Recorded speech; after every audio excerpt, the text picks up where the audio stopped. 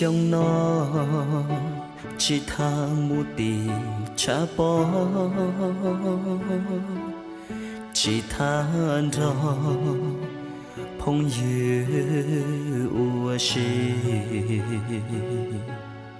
chỉ tha cháu để phong dư muôn chi trong nó chỉ tham ba khâu nhớ mong nhìn bao rồi tia cũ chỉ mùa khô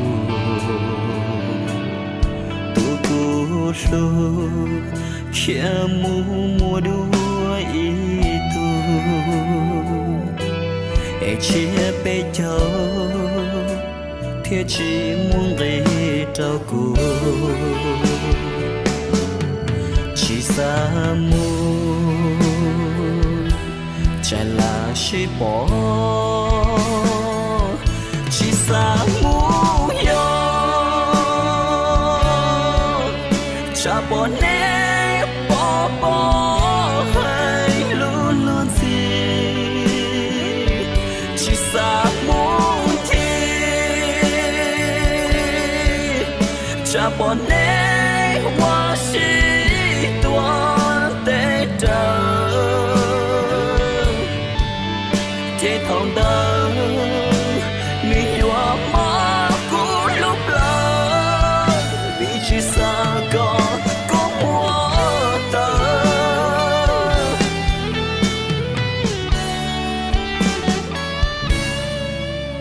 sông nó chỉ yêu muốn gây cho có địa chỉ nơi yo ý sống của cô trao cho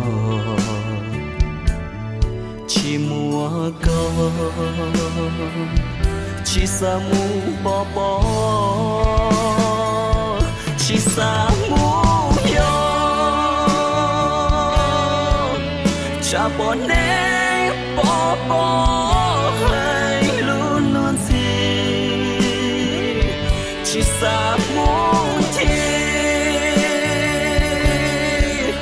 cha bỏ nè hoa sĩ toan tê trơ thế thòng đơ mi hoa mà cũ lúc lỡ vì chỉ xa có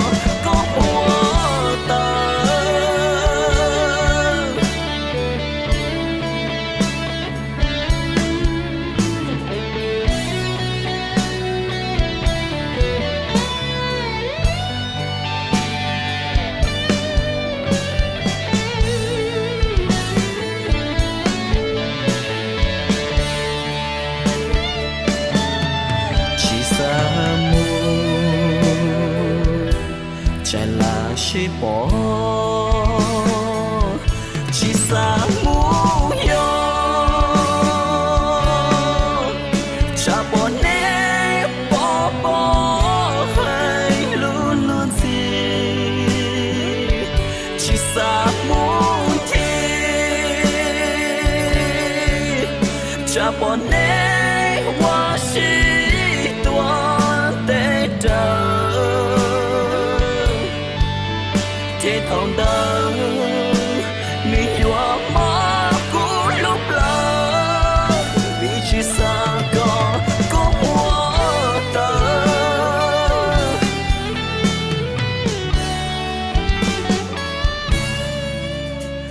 trong nó che yêu là nhớ hậu che yêu rong đua bỏ con cho lúa ua kê thiên lý chi ua cho cũ mò xa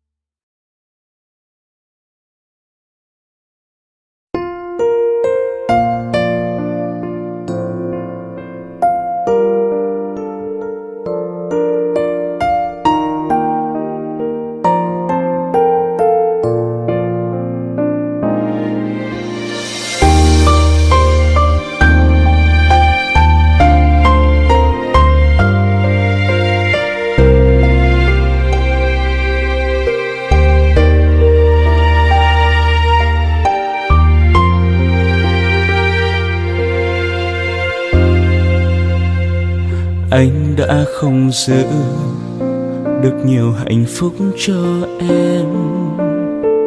Nhiều khi giận nhau, nước mắt em cứ rơi thật nhiều. Anh xin lỗi em, hãy tha thứ cho anh lần này. Đừng rời xa anh, em nói đi em rất yêu anh. Nhưng ngày cuộc sống không như anh đang ước mong, của một tình yêu sẽ hạnh phúc giống như bao người. Một người yêu em đắm say, một người bên em mỗi khi. Mà giờ đây nước mắt anh đã rơi rồi. Thật ra anh đâu có muốn chia tay như vậy. Người yêu em ơi, anh lại nhớ em đang ở đâu. Bàn tay nhỏ bé, khuôn mặt ấy sao lại đổi thay để anh nơi này. Ngoài trời mưa cứ rơi lặng thầm, chỉ còn riêng anh. Thật sự nhiều khi muốn nhắn tin gửi cho em nhiều, lại sợ người ơi đang hạnh phúc vui bên một ai. Tình yêu đã chết, hai người giữ mai này chúng ta có duyên gặp lại. Thì anh vẫn luôn luôn yêu em như lúc mới yêu.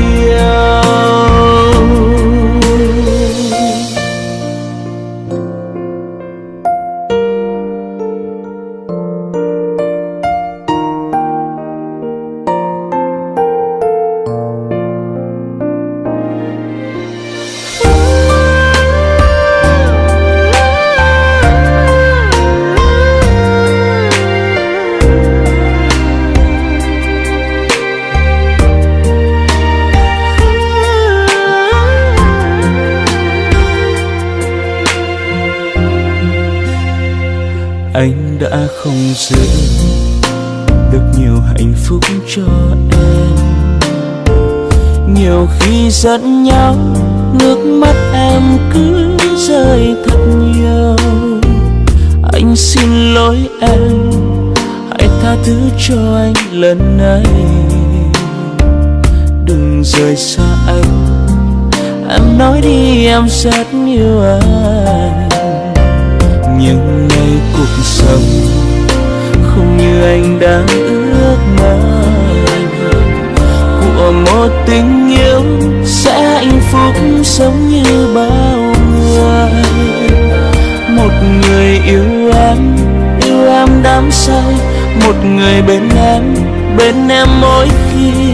Mà giờ đây nước mắt anh đã rơi rồi. Thật ra anh đâu có muốn chia tay như vậy. Người yêu em ơi, anh lại nhớ em đang ở đâu. Bàn tay nhỏ bé, khuôn mặt ấy sao lại đổi thay để anh nơi này. Ngoài trời mưa cứ rơi lặng thầm, chỉ còn riêng anh. Thật sự nhiều khi muốn nhắn tin gửi cho em nhiều, lại sợ người ơi đang hạnh phúc vui bên một ai. Tình yêu đã chết, hai người giữ mai này chúng ta có duyên gặp lại. Thì anh vẫn luôn luôn yêu em như lúc mới yêu.